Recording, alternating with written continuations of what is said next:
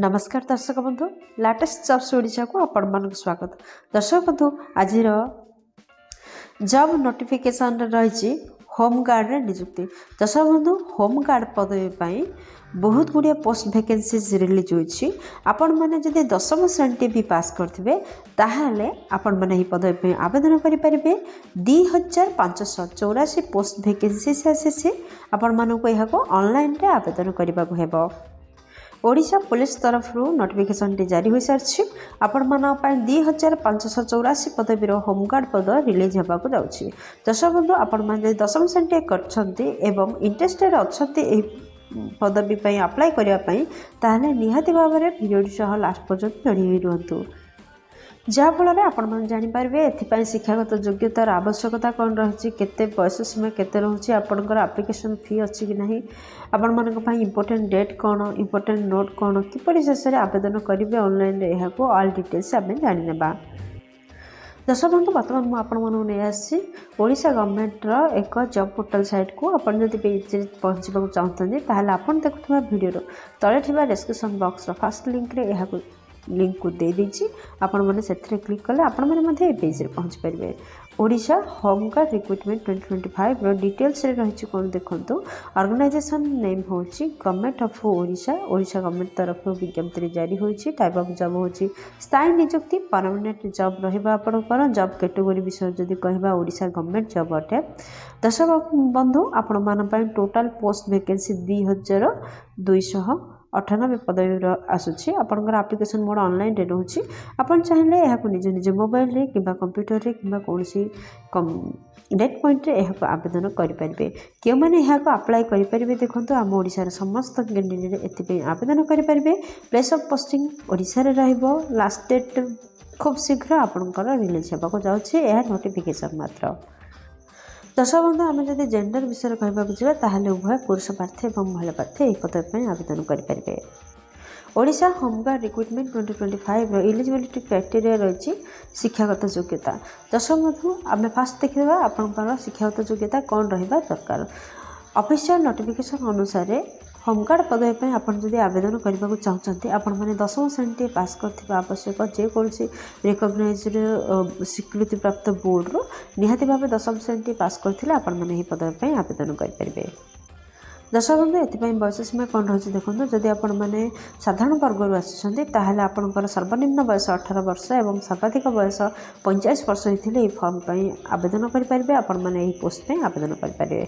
यह व्यतीत गवर्नमेंट नियम अनुसार आपंकर एज रिलैक्सेशन रोचे जपरी ओबीसी स्टूडेंट मानक 3 वर्ष एससी एसटी पीडब्ल्यूडी 5 वर्ष एज रिलैक्सेशन रोचे और एक्स सर्विस मानक 5 वर्ष एज रिलैक्सेशन रोचे।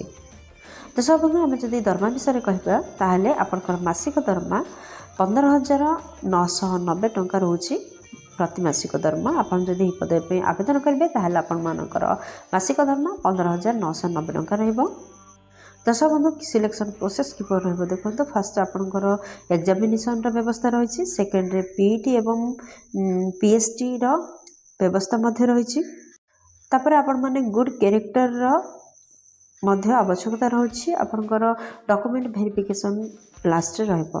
दर्शक बंधु आपण मैंने जानीपारे तो एथपाई रिटन एग्जाम व्यवस्था रही से अनुसार आपण मानक प्रिपेयर होगा पड़ो। दर्शक बंधु आपण मैंने जानीपारे निहाती भाव में यही मास लास्ट कि जनवरी लास्ट कि फेब्रुआरी फास्ट यार नियुक्ति निहाती अप्लाई आरंभ हो बोधे फेब्रुआरी लास्ट एवं मार्च फास्ट आड़े यार एग्जाम कंडक्ट करा आगुरी सेमती एग्जाम करा जाउ नथिला एबे एग्जाम व्यवस्था रही। Odisha home guard recruitment 2025 important document कौन रही देखो। दर्शक बंधु आपण मैंने यदि पदवी आवेदन करने जी ताहले कौन कौन डॉक्यूमेंट रेडी करथिबे देखो। फर्स्ट आपनकर क्वालिफिकेशन सर्टिफिकेट आवश्यकता रही सेकेंड रे आपनकर जन्म प्रमाणपत्र आवश्यकता रही थर्ड रे recent colour passport size photo आवश्यकता फिफ्थ रे जदि किसी एक्सपीरियंस अच्छी ताहले एक्सपीरियंस सर्टिफिकेट आवश्यकता रही सिक्स्थ रे गोटे आईडी कार्ड आवश्यकता रही। दर्शक बंधु आम जब एप्लिकेशन फी विषय कहवाक जा ताहले जनरल EWS OBC कैंडिडेट मानक 200 टंका लाखे एप्लिकेशन फी रोचे आदि आपण ST SC वुमेन अच्छा 100 टंका लाखे एप्लिकेशन फी रोचे। ओडिशा होमगार्ड 2025 आपंकर इम्पोर्टेंट डेट कौन रोचे देखो दर्शक बंधु यार अप्लाई स्टार्ट डेट आसनी खूब शीघ्र रिलीज होगा जाऊँगी यार अप्लाई डेट एवं लास्ट डेट रिलीज होगा जाऊँगी। दर्शक बंधु यही प्रश्न देखने क्यों जोन पर केते परिमाण पोस्ट वैकेंसीज रिलीज होती अनुगुल 78 माने 78 बलांगीर 42 बालेश्वर 102 बरगढ़ 54 ब्रह्मपुर 54 भद्रक 90 एवं बौद्ध 24 पोस्ट वैकेंसीज जारी होती। आपणकर भुवनेश्वर 585 पोस्ट वैकेंसीज रिलीज होती कटक 84 कटक UPD 147 देवगढ़ 24 ढेंकानाल 54 आ गजपति आपणकर 30 पोस्ट वैकेंसीज आसी गंजाम 66 जगतसिंहपुर 66।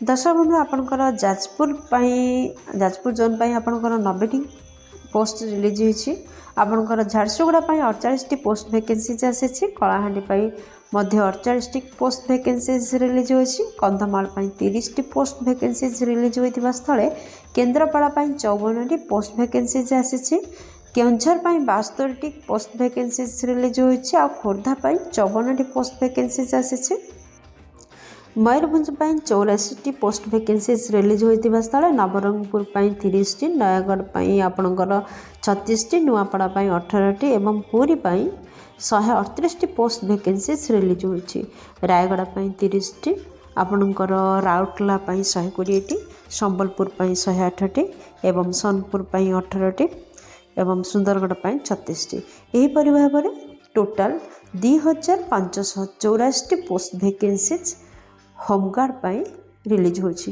दर्शक बंधु एथिरू आपनकर निज निजर जोन जानिपारुथिबे निज जोन केते परिमाण रे पोस्ट वैकेंसीज रिलीज होची यार रिटन एग्जाम मध्य रही से आपण मान जदि इंटरेस्टेड अछंती प्रिपरेशन करंतु।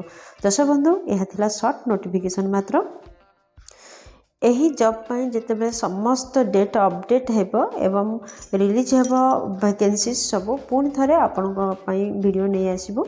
दर्शक बंधु आशा करछि नोटिफिकेशन टी आपण बहुत काम दबो एवं इनफॉरमेशन आपनकर बहुत काम लगे। जदि वीडियोटी आपनकर किछि उपकार कर परछि वीडियोटी गोटे लाइक कर दियंतु सांगमान सहित यथेष्ट परिमाण शेयर करंतु कहीं प्रतिदिन प्रकाश पाउथबा नुआ नुआ सरकारी नियुक्ति विषय चैनल रे प्रकाश पाई थाए जहाँ फल आपण माने प्रथम नोटिफिकेशन पाई परिबे। दर्शक बंधु वीडियो को एपर्यंत देखि पार्थिबारु आपण मानको बहुत बहुत धन्यवाद। पुणी देखा लेटेस्ट जॉब्स ओडिशा नुआ एक प्रेस अध्याय नुआ एक नियुक्ति सूचना सहित से पर्यंत जय जगन्नाथ।